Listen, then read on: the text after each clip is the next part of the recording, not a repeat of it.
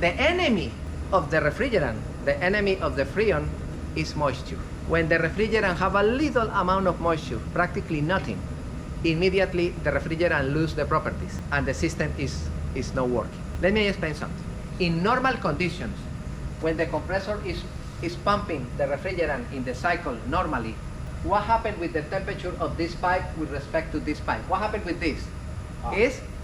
Is too hot, and this one is frozen practically. Too cold and too hot. When you touch both pipes and you see the difference, oh, my compressor is running good. When you touch both sides and the temperature is equal, two possibilities. The compressor internally is broken, is damaged, or the refrigerant lose the properties, or you don't have refrigerant. Because in some parts you have a leak and bye-bye. You know?